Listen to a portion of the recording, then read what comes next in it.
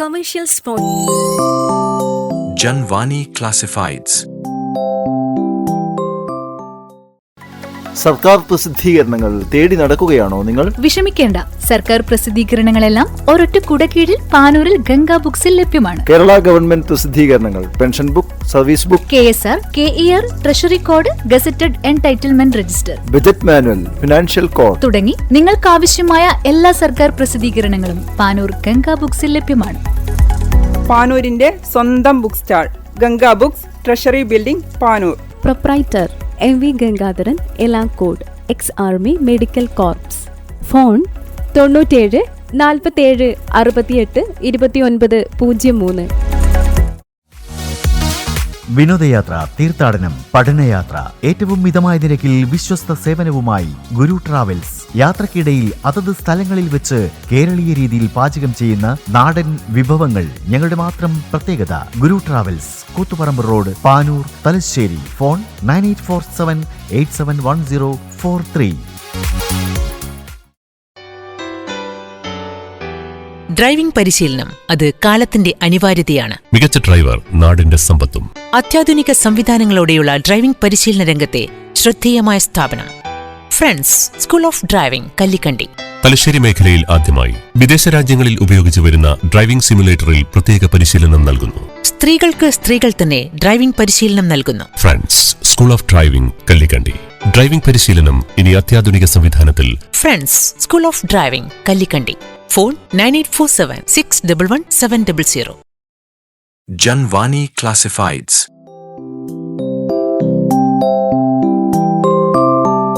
Book your commercial spot now.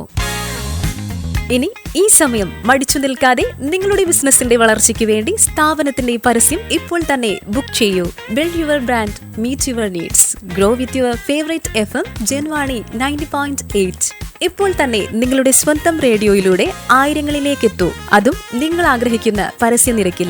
Four details 8714149000. Janvani Classifieds.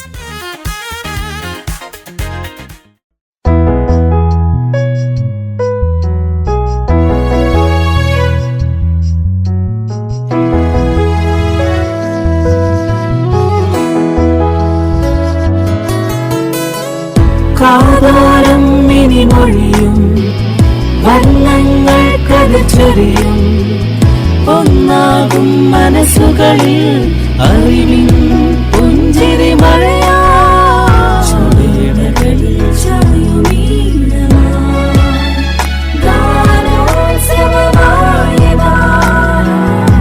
Janvani 90.8 community FM radio Panoor.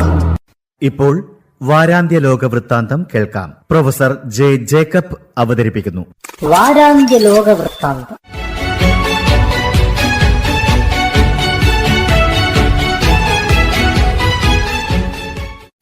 എല്ലാ മാന്യ ശ്രോതാക്കൾക്കും ലോകവൃത്താന്തത്തിലേക്ക് സ്വാഗതം. ഈ അടുത്ത കാലത്ത് ലൈംഗിക ബന്ധങ്ങളെക്കുറിച്ച് സുപ്രീം കോടതി പുറപ്പെടുവിച്ച ഉത്തരവ് നമ്മുടെ സമൂഹത്തിൽ നിലനിൽക്കുന്ന പല ധാരണകളെയും തകർക്കുന്നതാണ്.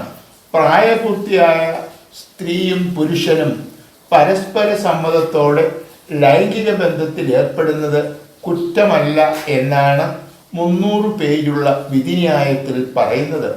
ഭരണഘടനയുടെ 21-ാം വകുപ്പിൽ പറയുന്ന സംരക്ഷണത്തിന് ഇവർക്കും അവകാശമുണ്ട് എന്നാണ് വിധിന്യായം ചൂണ്ടിക്കാട്ടുന്നത്. നിയമാനുസൃതമായിട്ടല്ലാതെ ഒരാളിൻ്റെ ജീവനോ വ്യക്തി സ്വാതന്ത്ര്യമോ ഇല്ലാതാക്കാൻ പാടില്ല എന്നാണ് ഈ ആർട്ടിക്കിളിൽ പറയുന്നത്. ഇരുകൂട്ടരുടെയും സമ്മതത്തോടെയുള്ള ബന്ധത്തിൻ്റെ പേരിൽ ശിക്ഷാ നടപടികൾ സ്വീകരിക്കുന്നത് ഭരണഘടന പൗരന്മാർക്ക് നൽകുന്ന അവകാശത്തിൻ്റെ ലംഘനമാണ്. സ്വന്തം ഇഷ്ടപ്രകാരം ഇത് തൊഴിലായി തിരഞ്ഞെടുക്കുന്നവരെ വീണ്ടെടുക്കാനുള്ള സമൂഹത്തിൻ്റെ പ്രവർത്തനങ്ങളെ ദുർബലമാക്കുന്നതാണ് ഈ വിധി. ഇത്തരത്തിലുള്ള വിവാഹേതര ബന്ധങ്ങളെ അംഗീകരിക്കാത്ത ഒരു സമൂഹത്തിലാണ് നമ്മൾ ജീവിക്കുന്നത്. കഴിഞ്ഞ ഒക്ടോബറിലാണ് ഹമാസ് ഇസ്രായേൽ വെടിനിർത്തൽ കരാർ ഒപ്പുവെച്ചത്. ഗാസയിൽ നിന്നുള്ള ഇസ്രായേൽ സൈന്യത്തിൻ്റെ പിന്മാറ്റം, ഹമാസിൻ്റെ നിരായുധീകരണം, ഗാസ നഗരത്തിൻ്റെ പുനർനിർമ്മാണം തുടങ്ങി പ്രധാനപ്പെട്ട 3 കാര്യങ്ങളുടെ അടിസ്ഥാനത്തിലായിരുന്നു വെടിനിർത്തൽ കരാർ ഒപ്പിട്ടത്. ഇസ്രായേൽ സൈന്യത്തിൻ്റെ പിന്മാറ്റം നടന്നില്ല. കരാർ ഒപ്പിട്ടതിനു ശേഷവും ഇസ്രായേൽ ഭീകരന്മാരെന്ന് ആരോപിച്ച് നിരവധി പാലസ്തീനികളെ വധിച്ചു. ആയുധങ്ങൾ ഉപേക്ഷിക്കാൻ തയ്യാറാണെന്ന് ഇപ്പോൾ ഹമാസ് അമേരിക്കൻ പ്രസിഡന്റ് ഡൊണാൾഡ് ട്രംപിനെ അറിയിച്ചു. എന്നാൽ ഇതോടൊപ്പം ഇസ്രായേലിൻ്റെ സൈനിക പിന്മാറ്റവും ഉണ്ടാകണം എന്നുകൂടി ഹമാസ് ആവശ്യപ്പെട്ടിട്ടുണ്ട്. യുദ്ധം അവസാനിച്ചതിൽ ഇസ്രായേൽ പ്രധാനമന്ത്രി വളരെ സന്തോഷവാനാണ് എന്നാണ് ട്രംപ് പ്രതികരിച്ചത്. എന്നാൽ ഈ കരാർ അംഗീകരിക്കില്ല എന്നാണ് ഇസ്രായേൽ വിദേശകാര്യമന്ത്രി പ്രതികരിച്ചത്. വെടിനിർത്തൽ രേഖയിലെ വ്യവസ്ഥകൾ ഹമാസിനെയും ഇസ്രായേലിനെയും കൊണ്ട് അംഗീകരിപ്പിക്കേണ്ടത് ട്രംപിൻ്റെ ഉത്തരവാദിത്വമാണ്. ഇറാനെ ആക്രമിക്കാനുള്ള പദ്ധതി റദ്ദു ചെയ്തതായി ശനിയാഴ്ച പ്രസിഡന്റ് ട്രംപ് വീണ്ടും പ്രഖ്യാപിച്ചു.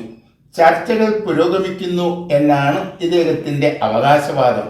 എന്നാൽ എല്ലാ ആക്രമണങ്ങൾക്കും തിരിച്ചടി ഉണ്ടാകും എന്ന നിലപാട് ഇറാൻ ആവർത്തിച്ചു. സൗദിയുടെ കിരീടാവകാശി മുഹമ്മദ് ബിൻ സാൽമന്റെ ഇടപെടലാണ് ട്രംപിൻ്റെ മാറ്റത്തിനു കാരണമായി പലരും ചൂണ്ടിക്കാണിക്കുന്നത്.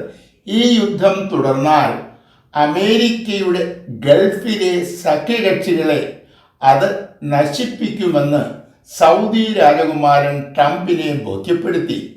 നിസ്സാര വിലയുള്ള ഡ്രോണുകൾ ഉപയോഗിച്ചാണ് വലിയ വിലയുള്ള അമേരിക്കയുടെ ഭീമൻ യുദ്ധവിമാനങ്ങളെ ഇറാൻ തകർക്കുന്നത്. അന്താരാഷ്ട്ര വിപണിയിൽ എണ്ണവില ഉയരുന്നതും ചെങ്കടലിലും ഹോർമൂസ് കടലിടുക്കിലും പ്രതിരോധം നിലനിൽക്കുന്നതും ഇരു രാജ്യങ്ങളെയും പ്രതികൂലമായി ബാധിക്കുന്ന വിഷയങ്ങളാണ്. യുദ്ധം നിർത്താൻ ഇറാനെ നിർബന്ധിക്കുന്ന നിരവധി ഘടകങ്ങൾ ഉണ്ടെങ്കിലും യുദ്ധം തുടരുകയല്ലാതെ മറ്റു മാർഗങ്ങളില്ലാത്ത അവസ്ഥയിലാണ് ഇറാൻ.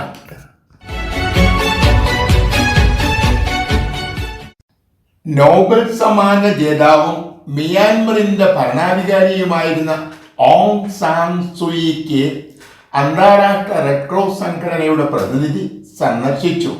2021 സൂയിക്കൊപ്പം തിരഞ്ഞെടുക്കപ്പെട്ട പ്രതിനിധികളെ പട്ടാളം ജയിലിൽ അടയ്ക്കുകയും മിയാൻമറിന്റെ ഭരണം ഏറ്റെടുക്കുകയും ചെയ്തത്. ഇവരുടെ മേൽ നിരവധി കുറ്റങ്ങൾ ആരോപിക്കുകയും 27 വർഷത്തെ ജയിൽ ശിക്ഷ വിധിച്ചതായും പിന്നീട് സൈന്യം അറിയിച്ചു. സൂയിക്ക് വീട്ടുതടങ്കൽ ആണ് എന്നല്ലാതെ എവിടെയാണ് ഇവരെ സൂക്ഷിച്ചിരിക്കുന്നത് എന്നതിനെ സംബന്ധിക്കുന്ന ഒരു വിവരങ്ങളും പട്ടാളം പുറം ലോകത്തിന് നൽകിയില്ല. ഇവരെ സംബന്ധിച്ച വിവരങ്ങൾ പുറത്തുവിടണം എന്നാവശ്യപ്പെട്ട് മിയാൻമറിൽ സമരം ആരംഭിക്കുകയും ഇവർ ജീവിച്ചിരിക്കുന്നതിന് തെളിവ് ആവശ്യപ്പെടുകയും ചെയ്തു. അമേരിക്ക, ചൈന, ജപ്പാൻ തുടങ്ങിയ രാജ്യങ്ങൾ ഈ സമരത്തിന് പിന്തുണ പ്രഖ്യാപിച്ചു. ഈ സാഹചര്യത്തിലാണ് 81-കാരിയായ സൂയുക്കി റെഡ് ക്രോസിന്റെ പ്രതിനിധിയെ സ്വീകരിക്കുന്നതിന്റെ ചിത്രം സൈന്യം പുറത്തുവിട്ടത്. പാകിസ്ഥാനിലെ സ്വാത് ജില്ലയിലുണ്ടായ തീവ്രവാദി ആക്രമണത്തിൽ 14 പേരെങ്കിലും കൊല്ലപ്പെടുകയും നിരവധി പേർക്ക് ഗുരുതരമായി പരിക്കു പറ്റുകയും ചെയ്തു. കൊല്ലപ്പെട്ടവരിൽ 5 പേർ പോലീസ് ഉദ്യോഗസ്ഥരും ബാക്കിയുള്ളവർ സാധാരണ പൗരന്മാരുമാണ്. തീവ്രവാദി പ്രവർത്തനങ്ങൾ അവസാനിപ്പിക്കുന്നതിനുള്ള നടപടികൾ ശക്തിപ്പെടുത്തണമെന്ന് സർക്കാരിനോട് ആവശ്യപ്പെട്ട് പ്രകടനങ്ങൾ നടത്തിയവർക്കു നേരെയാണ് ചാവേർ ആക്രമണം ഉണ്ടായത്. നേരത്തെ ഈ പ്രദേശം മതതീവ്രവാദികളുടെ ഒരു കേന്ദ്രമായിരുന്നു.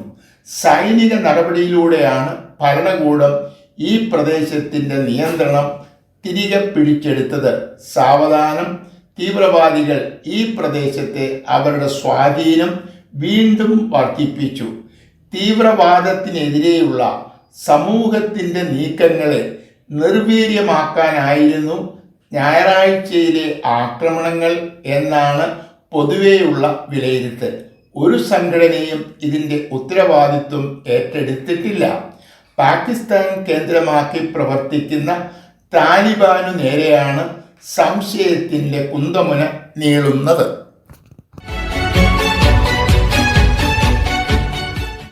നാട്ടിലെ കലാപങ്ങളെ തുടർന്ന് ബംഗ്ലാദേശിൻ്റെ പ്രധാനമന്ത്രിയായിരുന്ന ഷെയ്ഖ് ഹസീന അഭയം തേടി ഇന്ത്യയിലെത്തിയത് 2 വർഷങ്ങൾക്ക് മുമ്പാണ്.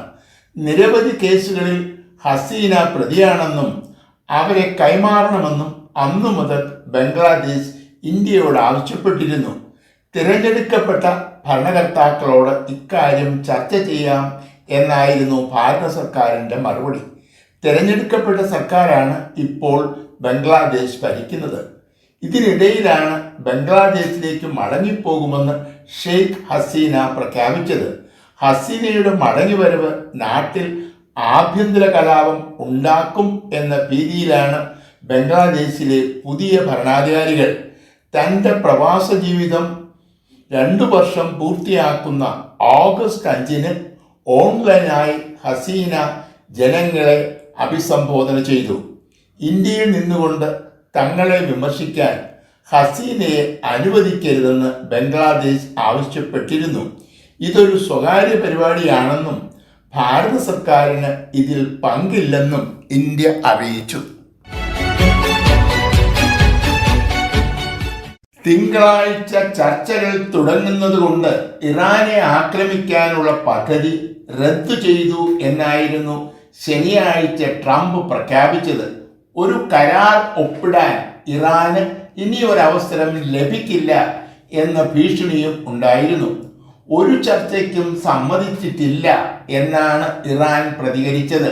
തിങ്കളാഴ്ച എന്തെങ്കിലും ചർച്ചകൾ നടന്നതായി പ്രധാനപ്പെട്ട മാധ്യമങ്ങളൊന്നും റിപ്പോർട്ട് ചെയ്തിട്ടില്ല. ഹോർമൂസ് കടലിലേക്ക് കടക്കാൻ ശ്രമിച്ച 2 കപ്പലുകൾ തകർന്നതായി റിപ്പോർട്ടുകളുണ്ട്. ഇറാനെ ധിക്കരിക്കുന്ന ഒരു കപ്പലുകളെയും ഹോർമൂസ് കടലിടുക്കിലൂടെ കടന്നു പോകാൻ അനുവദിക്കില്ല എന്ന് ഇറാൻ ആവർത്തിച്ചു. ഈ കടലിടുക്കിൽ പ്രതിരോധം സൃഷ്ടിക്കാൻ അമേരിക്ക ശ്രമിച്ചാൽ പ്രത്യാഘാതങ്ങൾ ഉണ്ടാകുമെന്ന മുന്നറിയിപ്പും ഇറാൻ നൽകിയിട്ടുണ്ട്. തങ്ങളുടെ മരവിപ്പിച്ച നിക്ഷേപങ്ങൾ മടക്കി നൽകാനോ ഹോർമൂസ് കടലിടുക്കിലെ തങ്ങളുടെ മേൽക്കോയ്മ അംഗീകരിക്കാനോ അമേരിക്ക തയ്യാറാകുന്നില്ല. അമേരിക്കയുടെ നിലപാടിൽ മാറ്റമില്ല എന്നതിൻ്റെ തെളിവുകളായിട്ടാണ് ഇറാൻ ഇതിനെ കാണുന്നത്. വടക്കു പടിഞ്ഞാറൻ ആഫ്രിക്കൻ രാജ്യമായ മൊറോക്കോയ്ക്ക് വളരെ അടുത്തായി മെഡിറ്ററേനിയൻ കടലിലുള്ള ദ്വീപുകളാണ് സിയൂട്ടായും മെല്ലിലായും. ഈ ദ്വീപുകളിൽ സ്പെയിൻ ആധിപത്യം ഉറപ്പിച്ചിട്ട് 400 വർഷമായിട്ടുണ്ട്. എന്നാൽ അധിനിവേശ പ്രദേശമായിട്ടാണ് ഈ ദ്വീപുകളെ ഇപ്പോഴും മൊറോക്കോ കാണുന്നത്. യൂറോപ്പിലേക്ക് കുടിയേറാനുള്ള എളുപ്പ വഴിയായിട്ടാണ് ഈ ദ്വീപുകളെ ആഫ്രിക്കൻ രാജ്യങ്ങൾ കാണുന്നത്. ഏകദേശം 65,000 ആഫ്രിക്കക്കാരാണ് ഈ അടുത്ത കാലത്ത് സിയൂട്ടയിൽ അനധികൃതമായി കുടിയേറാൻ ശ്രമിച്ചത്. ഇത് ലോകത്തുടനീളം വലിയ വാർത്തയായി. ഇതുവഴി കുടിയേറ്റക്കാർ യൂറോപ്പിലേക്ക് പ്രവേശിക്കുമെന്ന് ഇറ്റലി, ഇംഗ്ലണ്ട് തുടങ്ങിയ രാജ്യങ്ങൾ ഭയപ്പെട്ടു. ഷെങ്കൻ വിസയുമായി വരുന്ന സ്പെയിൻകാരെ മറ്റു യൂറോപ്യൻ രാജ്യങ്ങളിൽ പ്രവേശിപ്പിക്കരുത് എന്ന് ഇറ്റാലിയൻ പ്രധാനമന്ത്രി ആവശ്യപ്പെട്ടു. കടൽ വഴി വരുന്നവരെ മടക്കി അയക്കരുത് എന്ന സുപ്രീം കോടതി നിർദ്ദേശത്തെ തുടർന്നാണ് കുടിയേറ്റക്കാരുടെ തള്ളിക്കയറ്റം ഉണ്ടായത്. മൊറോക്കോയുടെ സഹായത്തോടെ ബഹുഭൂരിപക്ഷം അഭയാർത്ഥികളെയും സ്പെയിൻ മടക്കി അയച്ചു. ഇറക്കുമതി ചെയ്യുന്ന അമേരിക്കയുടെ ഏതാനും ഉൽപ്പന്നങ്ങൾക്ക് ചൈന ഉപരോധം ഏർപ്പെടുത്തി. ചൈനീസ് ഉൽപ്പന്നങ്ങളുടെ നികുതി വർദ്ധിപ്പിക്കാനും സുരക്ഷയുടെ പേരിൽ ചില ചൈനീസ് ഉൽപ്പന്നങ്ങൾ നിരോധിക്കാനും അമേരിക്ക നേരത്തെ തീരുമാനിച്ചിരുന്നു. വിദേശ വ്യാപാര പങ്കാളികളിൽ നിന്നും അധിക തീരുവ ഈടാക്കാനുള്ള പ്രസിഡന്റ് ട്രംപിന്റെ ഉത്തരവിനെ കോടതി റദ്ദാക്കിയിരുന്നു. ഇതിനെ മറികടക്കാനായി മറ്റൊരു വകുപ്പ് അനുസരിച്ച് അധിക തീരുവ ചുമത്താനാണ് ട്രംപിന്റെ നീക്കം. ഇതനുസരിച്ച് ഇന്ത്യയും ചൈനയും അടക്കം 60 രാജ്യങ്ങൾക്ക് അധിക തീരുവ ചുമത്തും. ഇതിനു മറുപടിയായിട്ടാണ് ചൈന ഉപരോധം പ്രഖ്യാപിച്ചത്. അടുത്ത മാസം ഷീ ജിൻപിങ് ഡൊണാൾഡ് ട്രംപിനെ സന്ദർശിക്കാൻ തീരുമാനിച്ചിട്ടുണ്ട്. ഇരു രാജ്യങ്ങളും തമ്മിലുള്ള വ്യാപാര ബന്ധങ്ങൾ ക്രമീകരിക്കുക എന്നതാണ് ഈ സന്ദർശനത്തിൻ്റെ പ്രധാന ലക്ഷ്യം. അമേരിക്കയിലെ 25 സംസ്ഥാനങ്ങൾ ട്രംപിൻ്റെ പുതിയ നികുതി നിർദ്ദേശങ്ങൾക്കെതിരാണ്. ഈ നിർദ്ദേശങ്ങൾ പിൻവലിച്ചില്ലെങ്കിൽ അമേരിക്കയുടെ മേൽ പുതിയ ഉപരോധം ഏർപ്പെടുത്തും എന്ന് ചൈന ഭീഷണിപ്പെടുത്തിയിട്ടുണ്ട്. അമേരിക്കൻ പ്രസിഡന്റ് അവകാശപ്പെടുന്നത് പോലെ ഇറാൻ അമേരിക്കയുമായി ചർച്ചകൾ നടത്തിയില്ല. എന്നാൽ ഹോർമൂസ് കടലിടുക്കിന്റെ അരികത്തുള്ള ഒമാനുമായി നടത്തിയ ചർച്ചകൾ വിജയിച്ചു. 2 രാജ്യങ്ങളും ചേർന്ന് ഹോർമൂസ് കടലിടുക്ക് തുറന്നു കൊടുക്കാനുള്ള നടപടികൾ സ്വീകരിക്കും. ഹൗതികൾ ചെങ്കടലിലൂടെ വരുന്ന സൗദിയുടെ കപ്പലുകൾക്ക് നിരോധനം ഏർപ്പെടുത്തിയതിനെ തുടർന്ന് ആഫ്രിക്കയുടെ തീരം വഴി എണ്ണക്കപ്പലുകൾ അയക്കാനാണ് സൗദിയുടെ തീരുമാനം. സമയവും ചെലവും വർദ്ധിപ്പിക്കുന്നതാണ് ഈ തീരുമാനം. തന്മൂലം ഹോർമൂസ് കടലിടുക്ക് തുറന്നു കൊടുക്കണം എന്ന ആവശ്യത്തിൻ്റെ പ്രാധാന്യം വർദ്ധിച്ചിരിക്കുകയാണ്. ഈ ആഴ്ചയിൽ തന്നെ കടലിടുക്ക് വഴിയുള്ള ഗതാഗതം പുനഃസ്ഥാപിക്കുമെന്നാണ് പ്രതീക്ഷിക്കുന്നത്. ഇറാൻ ഒമാൻ ധാരണകൾ അംഗീകരിക്കാൻ അമേരിക്ക തയ്യാറാകണം. ഇറാനെ പഴിചാരുന്നുവെങ്കിലും അമേരിക്കൻ പ്രസിഡന്റ് ഡൊണാൾഡ് ട്രംപിൻ്റെ സ്ഥിരതയില്ലാത്ത നിലപാടുകൾ കൊണ്ടാണ് പലപ്പോഴും ചർച്ചകൾ പരാജയപ്പെടുന്നത്. വാരാന്ത്യ ലോക വൃത്താന്തം.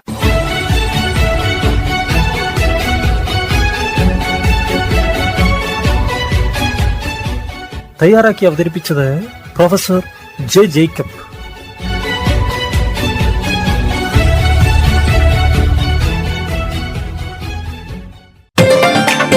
ജൻവാണി 90.8 FM ശബ്ദപ്രക്ഷേപണത്തിന്റെ നാട്ടുപൊലിമയിൽ കേരളക്കരയുടെ കൊടിയടയാളം.